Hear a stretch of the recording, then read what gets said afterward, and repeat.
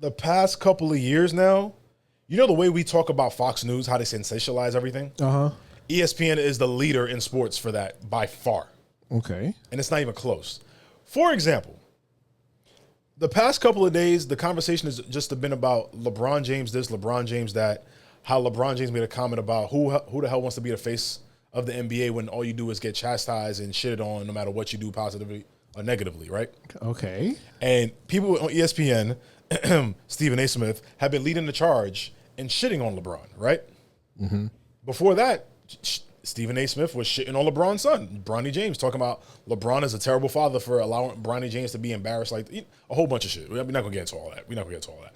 But also, I want to say this, and I know a lot of people are probably not going to agree with me when I say this, but I don't care. It's a Serious Sarcasm Podcast. If you feel the type of way about what I say, refer to the first 10, 15 seconds of every episode. Thank you, Phil, for putting that on the screen. Mm-hmm. So, ESPN made their bed, now they have to sleep in it. ESPN created Cold Pizza, right? A show that was on ESPN2. I remember Cold Pizza very vividly. I remember Cold Pizza very vividly. On the days I used to be sick from school, I used to watch Cold Pizza. And you know who else was on Cold Pizza, Phil? Who? A little show called First and 10. Uh-oh. And mind you, this First and 10 was just segments of the show, right? First and 10 turned into its own 2-hour show starring Skip Bayless and Stephen A. Smith called First Take. Yep. First Take has led the charge in this debate style sports TV shows that you see so many times with shows like Undisputed that Skip Bayless made with Shannon Sharp. PTI. Shows like PTI was before Cold Pizza, right? No. Really? Yeah. Pardon the interruption? No. Yeah, I thought PTI was before Cold Pizza. Yeah, well, you could be right. I'm just saying the debate style. Right. Yeah, you're right. You got shows like First Things First. Shows like what's the show they got on Fox now? It's called the Facility or whatever with Shady McCoy. I think Shady McCoy and Chase Daniels. You got all these shows that are sports debate shows. Basically piggybacking off how news coverage has gone over the past 25, 30 years, ever since, I'm going to say 30 years, ever since O.J. Simpson, right? Mm-hmm. So ESPN decided to adopt this and make this their way of how to develop TV shows, and it's failing drastically now in the new day and age of media. Let me explain why. All right. Because they bring people on the show, or people who are just sports personalities, not journalists. And journalism is a dying art because of people who work for ESPN, Fox Sports, people who work for Billboard, people who work for Apple Music, people who work for Spotify, people who work for all these publications that were known for journalism.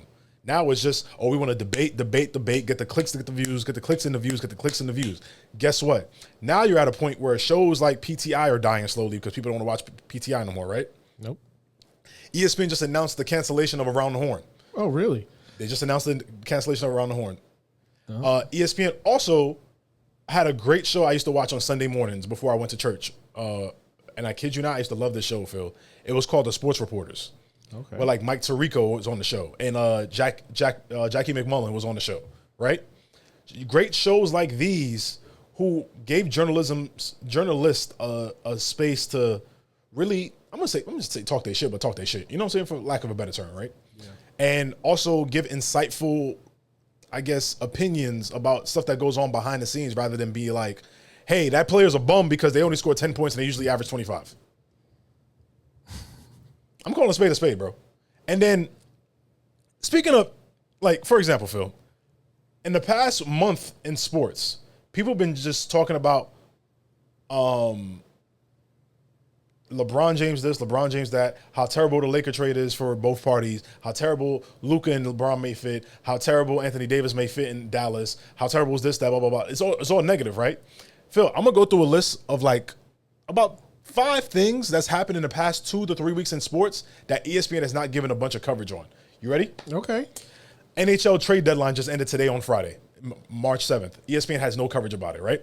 Giannis Antetokounmpo just scored 20,000 points this week. ESPN has yet to post about it. Wow. Right? All right. Steph Curry dropped 40 points in Madison Square Garden. Now his record in the Garden in New York City is like 13-1 in his career.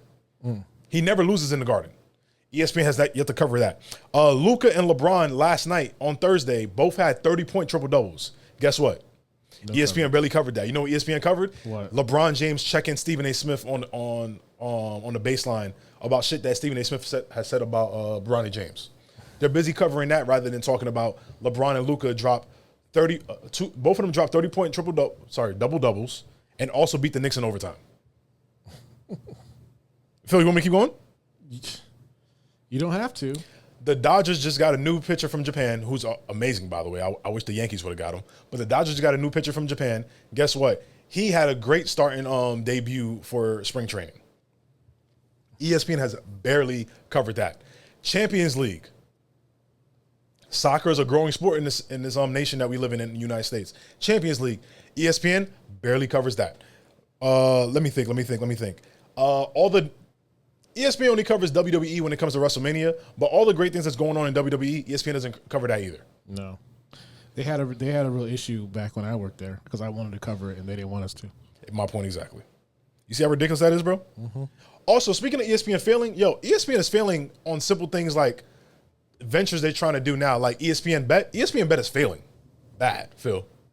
I don't know if you've seen it, but ESPN Bet is failing fat. I didn't even know that was existing. My point exactly. People would rather go to FanDuel, DraftKings, Hard Rock, and ESPN Bet is failing like terribly, bro. I legitimately did not know this existed. See, my point exactly. Like, for real. My point exactly, bro. ESPN is one of the reasons why I think NBA media is failing.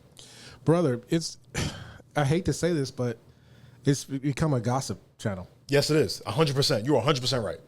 And the thing is, anytime somebody, for example, I remember when the LeBron James thing happened, when he admitted, and he was like, yo, who wants to be the face of the league, blah, blah, blah, blah.